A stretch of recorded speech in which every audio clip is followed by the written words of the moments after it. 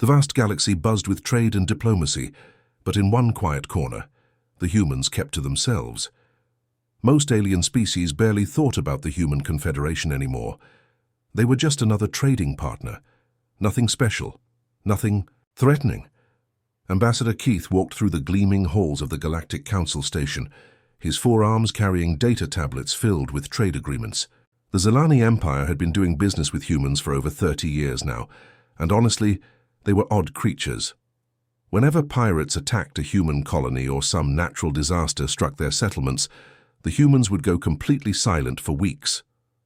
Their diplomats would get this strange look in their eyes, like someone had hurt their family. Emotional species, Keth muttered to himself, reviewing the latest medical supply orders from human space. But he had to admit, their doctors could work miracles. Human hospitals could cure diseases that killed millions of other species. Their research saved lives across the galaxy, so the Council tolerated their quirks. Captain Lee Min-ho stood on the bridge of his patrol ship Destiny, watching. Another alien cargo vessel approached the neutral zone. The massive Altair freighter dwarfed his sleek human ship, but Min-ho knew his vessel packed more firepower than it appeared. That was the human way. Never show your true strength until you absolutely had to. Captain, the Altair ship is requesting escort through Sector 7, his communications officer reported. Granted, Min-ho replied, settling into his command chair. Standard protocol. Keep them on the designated route, no deviations. This had become routine over the decades. Alien ships would request safe passage through human space. Human patrols would escort them along approved routes. Everyone stayed happy. The aliens got protection from pirates. Humans made sure nobody got too curious about their inner worlds. Min-ho remembered his grandfather's stories about first contact 40 years ago. Back then, some alien explorers had wandered into human space and accidentally contaminated an entire agricultural world. The crop failure killed thousands before human scientists could develop a cure. After that incident, the humans had made it very clear. Stick to the trade routes, follow the rules, and everyone stays safe. The Galactic Council had initially protested these restrictions. Some species called humans paranoid or overly protective. But when human medical technology started saving alien lives by the millions, complaints quickly disappeared. Besides, humans were reliable trading partners. They always delivered what they promised, always paid their bills on time, and never started conflicts with their neighbors. What the aliens didn't realize was how carefully humans watched everything. Every trade ship, every diplomatic visit, every casual conversation got recorded and analyzed. Human intelligence networks stretched across the galaxy, hidden behind friendly merchant captains and helpful medical researchers. Captain Min-ho smiled as the Altair freighter safely cleared human space. Another routine day, another successful escort mission. The aliens continued believing humans were just friendly neighbors who preferred privacy. That comfortable illusion had kept the galaxy peaceful for decades. But peace was a fragile thing, and humans understood better than most species that the strongest defenses were the ones nobody could see coming. Dr. Vex adjusted his breathing. Apparatus, as he reviewed the exploration, permits one final time. The Altair Collective had waited 3 years for permission to study the ancient ruins scattered throughout this sector of space. These archaeological sites held secrets from civilizations that had vanished millions of years ago, and Vex's team was eager to unlock their mysteries. The science vessel Harmony hummed quietly as it moved through space, its crew of 12 specialists preparing their equipment for the surveys ahead. Vex had handpicked each team member for their expertise in xenoarchaeology, biology, and cultural analysis. This expedition could make their careers if they discovered something significant. "Doctor, we're approaching the first survey site," announced Navigator Quinn from the bridge. "But our stellar positioning seems off. The star charts don't match what we're seeing." Vex frowned as he studied the navigation display. Space navigation was tricky near the edges of different territories, where gravitational fields from multiple star systems could interfere with instruments. "How far off are we?" "Difficult to say exactly, but we might be deeper in human space than originally planned," Quinn replied nervously. "Should we turn back and recalibrate?" The doctor considered this carefully. Turning back would mean weeks of delays, and the collective's funding committee was already questioning the expedition's costs. The humans had never been aggressive toward research vessels before, and their territory was vast. Surely they wouldn't mind one small science ship studying some ancient ruins. Continue the mission, Vex decided. We'll be careful and quick. If we encounter any human patrols, we'll explain our situation and ask for safe passage. Planet Kepler 442c appeared on their sensors 2 days later. The ancient ruins they'd come to study were clearly visible from orbit, but something else caught their attention.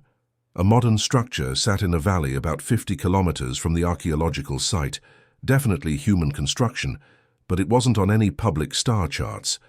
Life signs are minimal, reported Dr. Kira, the team's biologist. The facility appears mostly inactive. We're detecting some automated systems, but no movement or communication signals. Vex studied the scans with growing excitement. An undocumented human facility this far from their core worlds could be incredibly significant. What were humans doing out here in secret? The scientific possibilities were endless. Sir, we're receiving some kind of automated transmission from the facility, Communications Officer Zara called out. But it's in human languages, and the signal is badly corrupted. Looks like their communication systems might be malfunctioning. The facility's exterior looked sterile and clinical, like a research station or medical complex. Through their powerful telescopes, they could see banks of what appeared to be cryogenic storage units. Most disturbing of all, the bioscanners detected dozens of human life signs inside those units, people in some kind of suspended animation. Dr. Vex's team exchanged worried glances. Everyone knew rumors about illegal experimentation in the outer regions of space. Some species had been caught conducting horrible tests on captured aliens. Could the humans be doing the same thing to their own people? Doctor, what are your orders? Asked Dr. Kira quietly. Vex stared at the facility below, his scientific curiosity warring with his moral obligations. If humans were conducting illegal experiments on their own species, the Galactic Council needed to know. But if they were wrong, interfering with human operations could cause serious diplomatic problems. The corrupted signals from the facility continued broadcasting, sounding almost like distress calls. Dr. Vex's hands trembled as he studied the facility's interior through their portable scanners. Row after row of cryogenic pods lined the sterile white corridors, each one containing a human in deep suspension. The medical readings were troubling. These people appeared to be in some kind of distress, their vital signs weak and fluctuating. This is definitely illegal experimentation, whispered Dr. Kira, her voice filled with horror. Look at these readings. Some of these humans have been in stasis for months, maybe years. Their bodies are deteriorating. The facility's automated systems continued broadcasting garbled messages in human languages. Without proper translation, equipment, the alien scientists could only catch fragments, words that sounded like warnings or pleas for help. The corruption in the signals made everything sound desperate and urgent. We have to help them, Vex declared, his scientific training overriding diplomatic concerns. These people are suffering. We can't just walk away and pretend we didn't see this. His team moved quickly through the facility's corridors, their portable medical equipment analyzing each pod they encountered. The humans inside ranged from elderly adults to heartbreakingly young children. All showed signs of severe illness, their bodies fighting against some unknown condition even while unconscious. 8-year-old Kim Da-yoon lay in pod 17, her small face peaceful despite the medical tubes and monitoring devices surrounding her. The aliens saw only another victim of human experimentation, not knowing she was receiving cutting-edge treatment for a genetic disorder that had already claimed 3 of her cousins. Start the revival process on the children first, Vex ordered. Their systems are more fragile. We need to get them stable before we can transport them to proper medical facilities.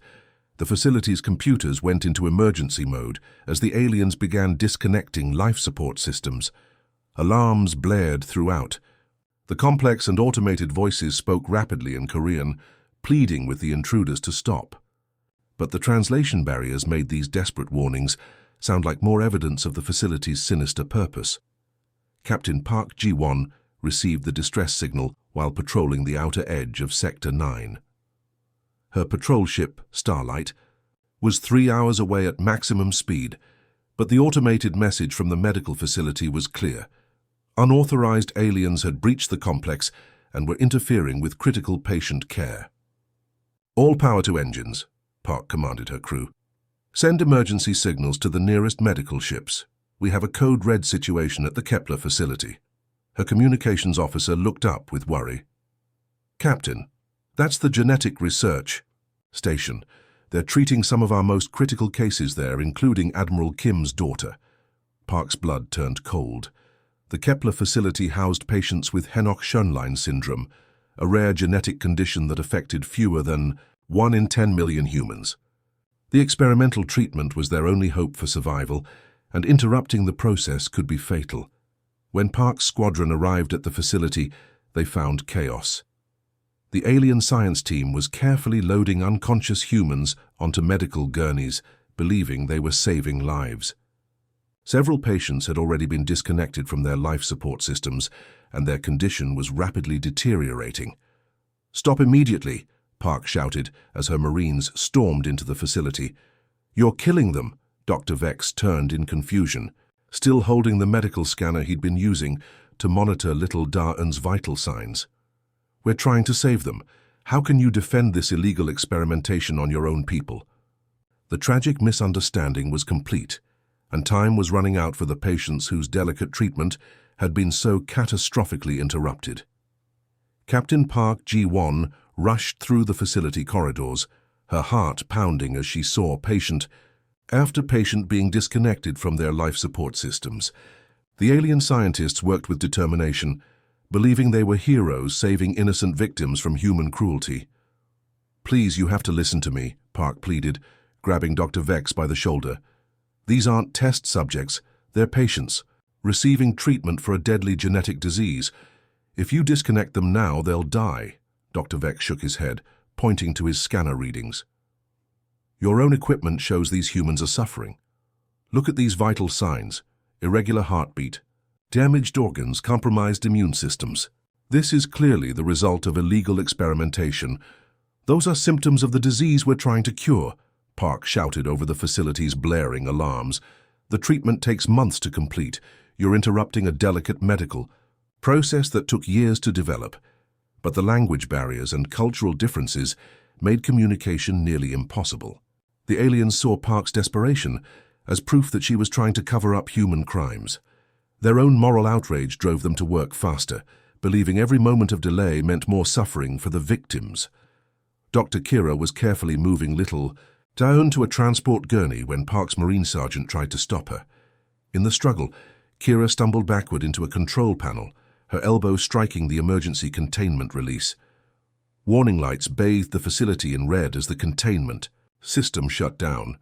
A soft hissing sound filled the air as the facility's isolated atmosphere began mixing with outside air through the compromised filtration system. The medical facility had been designed as a clean room environment, protected from any outside contamination that could harm the vulnerable patients. "What have you done?"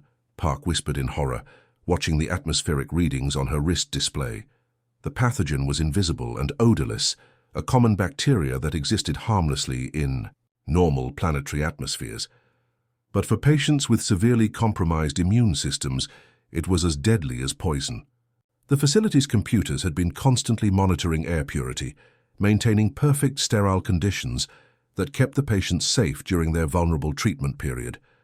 Within minutes, the weakened patients began showing signs of infection. Their already stressed bodies couldn't fight off even the mildest contamination. Medical alarms throughout the facility began screaming as vital signs crashed across multiple pods. Little Da-un was among the first to react to the contamination. Her small body, already fighting the genetic disease, simply couldn't handle the additional stress. Park knelt beside the child's gurney, watching helplessly as the monitors showed her life slipping away. "No, no, please," Dr. Vex whispered finally, understanding the magnitude of their mistake. His scanner now showed the bacterial infection spreading through Da-un's system, and he realized with growing horror that his team had caused exactly what they thought they were preventing. 17. Patients died within 6 hours. The medical staff worked frantically to save the others, but the damage was done. The aliens stood in the facility's main corridor, surrounded by the consequences of their good intentions, as human medical teams arrived too late to help. Park. G1 looked at the small body of Admiral Kim's daughter and felt something cold settle in her chest. This wasn't just a medical tragedy. This was going to change everything between humans and the rest of the galaxy. The misunderstanding had become a catastrophe, and there would be no taking it back. The news hit human space like a shockwave. Within hours, every human colony, every space station, every ship in the fleet knew what had happened at the Kepler facility. 17 people dead, including Admiral Kim's 8-year-old daughter, killed by aliens who thought they were helping. Captain Lee Min-ho was escorting a routine trade convoy when the message came through his ship's communication system. He listened, in stunned silence, as the report detailed how well-meaning alien scientists had destroyed a medical facility and murdered innocent patients. His hands tightened on the ship's controls as he thought about his own 7-year-old nephew back on New Sol. The Galactic Council acted quickly, hoping to contain the diplomatic crisis. Within 2 days, they issued formal apologies and promised full investigations. They offered to pay for rebuilding the medical facility, to fund new research into the genetic disease, to do whatever it took to make things right. But something was different about humanity's response this time. Usually, when accidents happened, between species, there would be angry speeches, emotional demands for justice, heated diplomatic exchanges. This time the humans were quiet. Too quiet. Ambassador Keth noticed the change immediately during his next meeting with human ambassador Yoon Soo-jin. Instead of the warm, friendly conversations they usually shared, Yoon was coldly professional. She thanked the council for their offers of compensation, accepted their apologies with polite words, and then asked if there was anything else needed for the meeting. "Is there nothing more you wish to discuss about this tragedy?" Keith asked. Carefully, Yoon's smile never reached her eyes. "The council has made their position clear. We appreciate your concern and look forward to continued peaceful relations." That was it. No demands for justice, no emotional outbursts, no threats, just cold, calculated politeness that made Keth's skin crawl. Trade between humans and other species continued normally on the surface. Human cargo ships still arrived on schedule, delivering medical supplies and rare Earth materials. Human doctors still treated alien patients in council hospitals. Everything seemed fine to casual observers, but intelligence analysts across the galaxy began noticing disturbing patterns. Human industrial output had shifted dramatically overnight. Factories that usually produced civilian goods were now manufacturing unknown materials. Mining operations expanded rapidly across human space, extracting metals typically used in military construction. The most alarming change was in human-civilian traffic. Merchant ships that normally made routine trips between colonies were now traveling constantly, their cargo holds filled with mysterious shipments. Ship movements that once followed predictable trade routes now seemed random, almost chaotic. Captain Park Ji-won, now promoted to oversee security in the sector where the tragedy occurred, watched these developments with growing unease. She'd received new orders that made her blood run cold. Every human ship was being quietly retrofitted with military-grade shields, enhanced engines, and weapon systems disguised as mining equipment. Ambassador Keth's intelligence reports painted an increasingly worrying picture. Human merchant vessels were being reinforced with armor plating. Communication networks across human space had been upgraded with military-grade encryption. Construction projects were appearing in every human system, but long-range scans couldn't determine their purpose.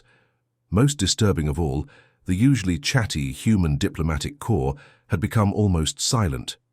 They attended council meetings, participated in trade negotiations, and maintained all the proper protocols. But the casual conversations, the friendly exchanges, the warm relationships built over decades of cooperation, all of that had vanished. The galaxy's most peaceful species had become utterly, terrifyingly calm. And everyone who knew humans well Kenneth understood that this silence wasn't forgiveness, it was preparation. The months following the Kepler tragedy passed with an eerie sense of normalcy that fooled almost everyone except those who knew humans well. On the surface, diplomatic relations continued smoothly. Human representatives attended council meetings, signed trade agreements, and even shared a few polite laughs with their alien counterparts. But Ambassador Keth felt the chill every time he spoke with human ambassador Yoon Soo-jin. The Galactic Council had increased their compensation offers 3 times now, each package more generous than the last. Full funding for genetic disease research, new medical facilities, even scholarships for human students at council universities. Each time Yoon would smile that same cold smile and politely decline. "The council's generosity is appreciated but unnecessary," she would say. "We prefer to handle our own affairs." Engineer Choi Min-jun worked 18-hour days supervising construction projects across human space. On paper, these were infrastructure upgrades. New space stations, expanded docking facilities, upgraded communication networks. The official reports made everything sound routine, almost boring. But Min-jun knew the truth. The communication towers were actually long-range sensor arrays capable of tracking ships across multiple star systems. The expanded docking facilities could service and repair entire battle fleets. The upgraded power grids could charge weapon systems that didn't officially exist. Every human system was quietly transforming into a fortress, and the aliens had no idea. Captain Lee Min-ho's patrol routes had expanded dramatically over the past 6 months. His ship Destiny now carried sensor equipment that could analyze the internal structure of any vessel within scanning range. What looked like routine escort missions were actually detailed intelligence-gathering operations. "Captain, we have another Altair convoy requesting passage through Sector 12, reported his communications officer. "Grant the request," Min-ho replied, settling into his command chair. "Full escort protocol." As they guided the alien ships through human space, Min-ho's sensors recorded everything: ship designs, weapon configurations, crew complements, cargo manifests. The aliens thought they were just receiving friendly protection from pirates. They had no idea their escorts were building detailed files on every alien vessel in the galaxy. The Galactic Council's xenopsychologists published reassuring reports about human behavior patterns. "Humans are naturally resilient," they explained to worried council members. "They process grief through work and construction.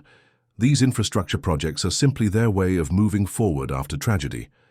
Dr. Rem, the council's leading expert on human psychology, gave presentations showing how humans historically responded to loss through building projects. "It's therapeutic for their species," he explained confidently. "They're not preparing for war, they're healing." But Dr. Rem had never served on a human world. He'd never seen how humans actually behaved when they were truly angry. His research was based on casual observations and academic theories, not real understanding of human nature. Meanwhile, humanity's merchant marine underwent the most dramatic transformation in galactic history. Cargo ships that had carried trade goods for decades were being quietly retrofitted in hidden shipyards. Their hulls received military-grade armor disguised as meteor shielding. Their engines were upgraded with systems that could outrun most military vessels. Their cargo holds were reconfigured to carry troops and equipment instead of commercial goods.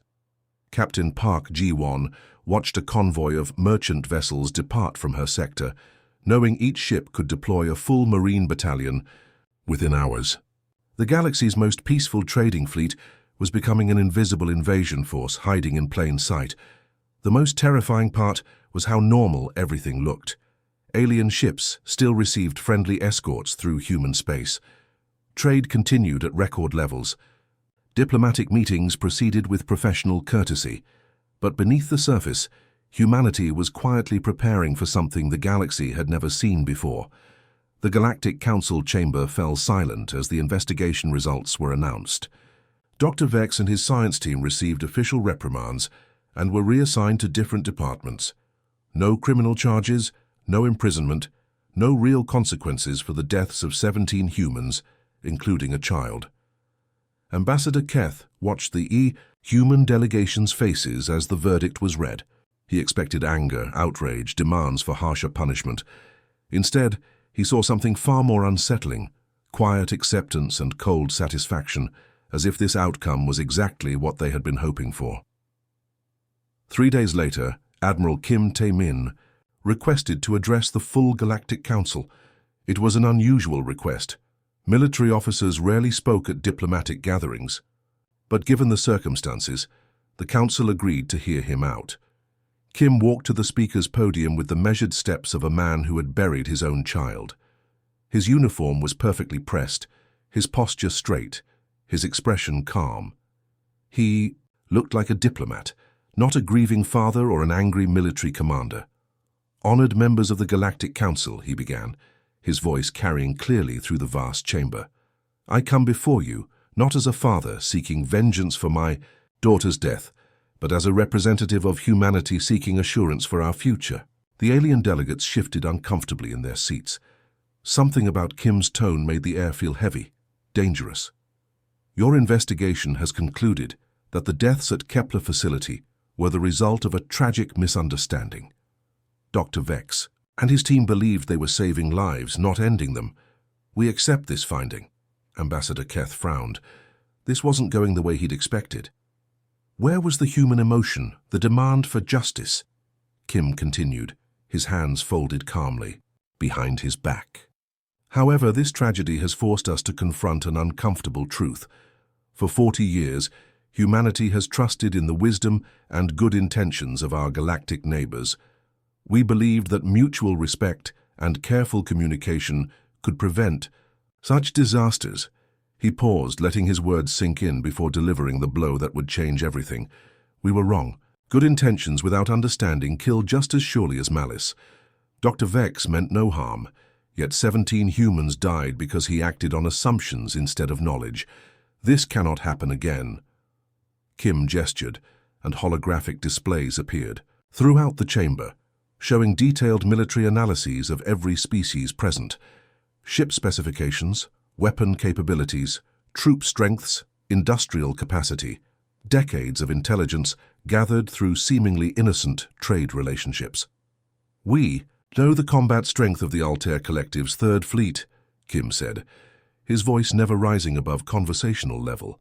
"We know the defensive capabilities of every Zelani fortress world.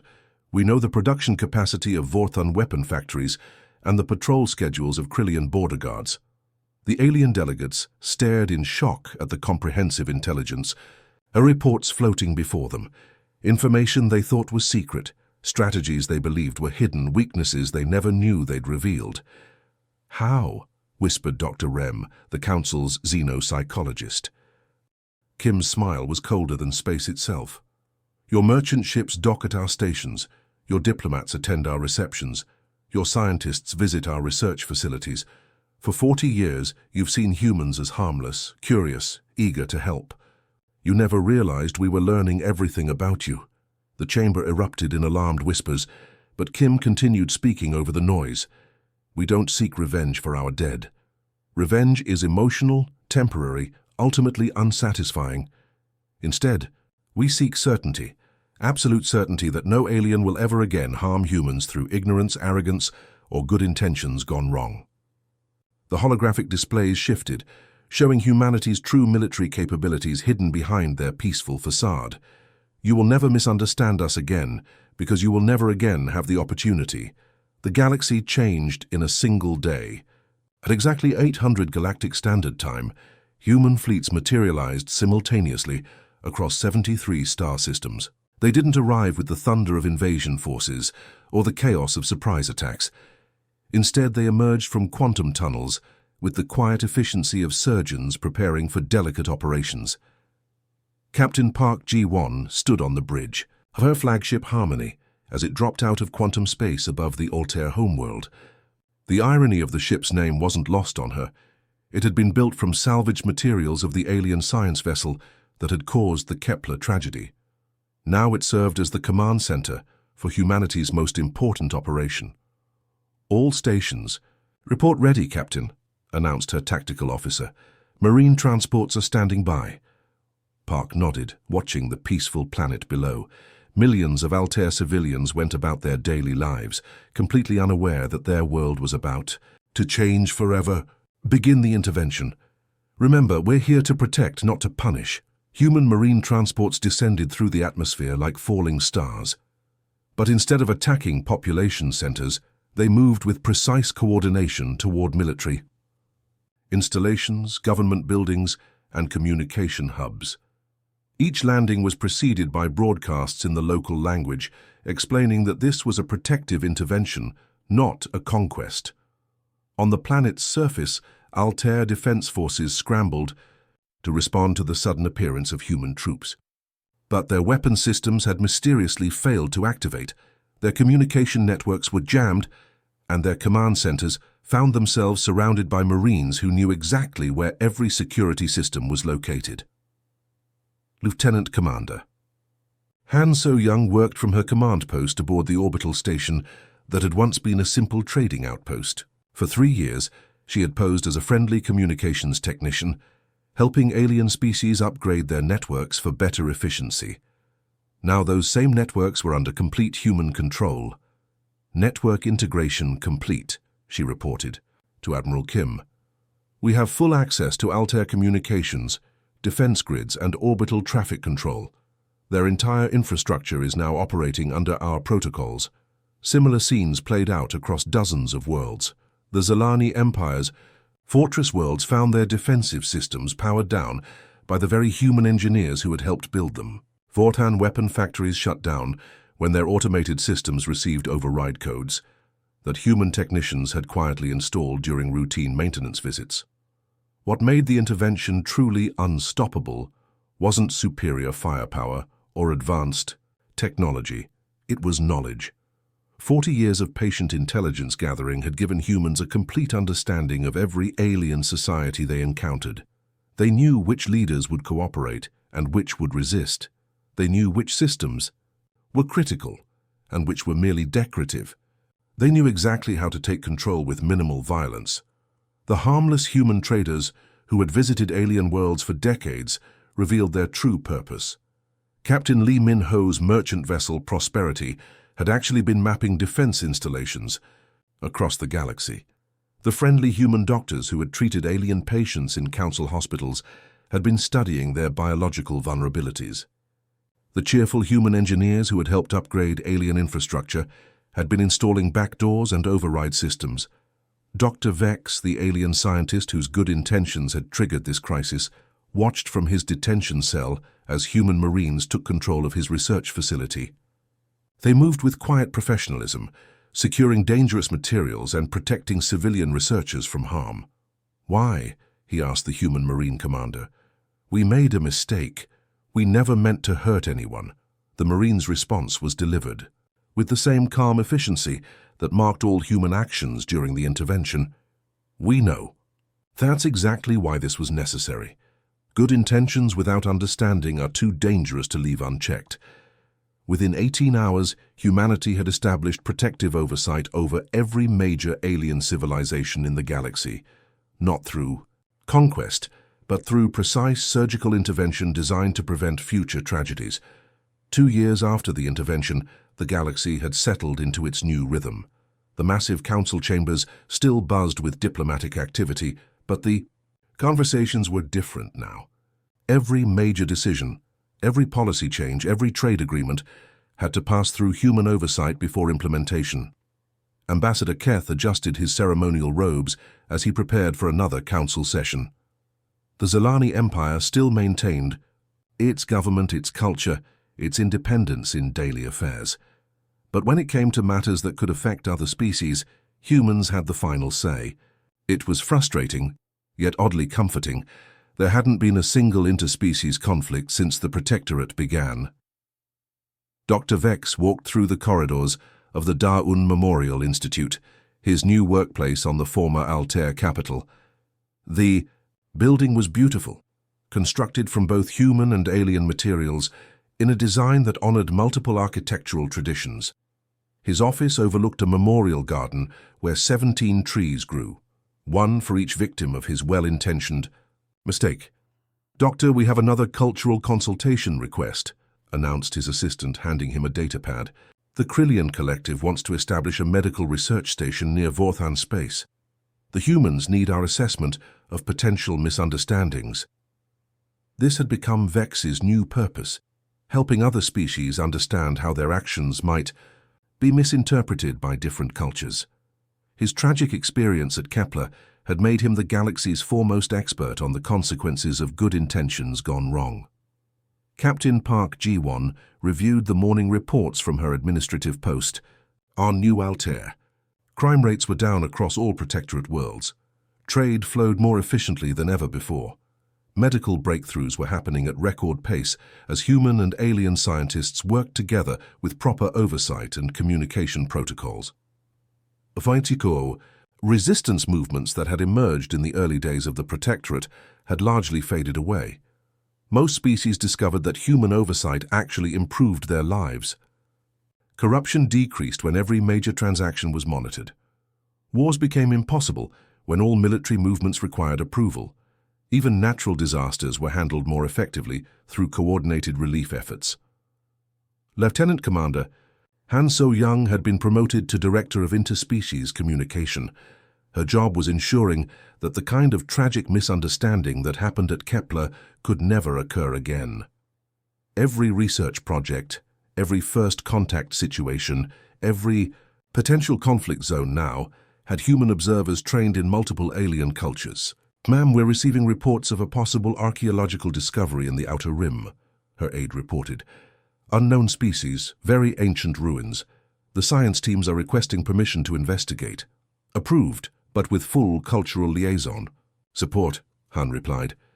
"No one goes in without proper training and oversight. We've learned that lesson." Admiral Kim Tae-min stood in his daughter's memorial room, reading the latest reports from across the galaxy. 17 memorial institutes now operated on different worlds, each one dedicated to preventing the kind of tragedy that had claimed Daeun's life. Human and alien researchers worked side by side, their projects carefully monitored to ensure safety and cultural sensitivity.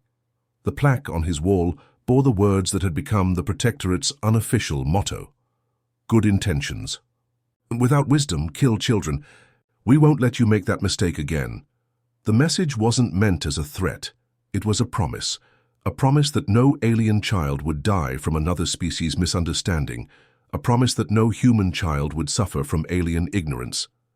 A promise that the galaxy's tragic tendency toward well-meaning disasters would finally end. The old council had ruled through debate and compromise. The human protectorate ruled through understanding and prevention. It wasn't the galaxy anyone had imagined, but it was the galaxy everyone had learned they needed. Peace, it turned out, required more than good intentions. It required wisdom, patience, and the uncomfortable truth that sometimes protection meant control.